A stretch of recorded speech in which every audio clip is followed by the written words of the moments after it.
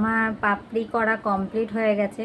এরকম 5টা পাপড়ি করেছি। এখানে আমি আবার 2টো কালারের শেড দিয়েছি, 5টা করেছি।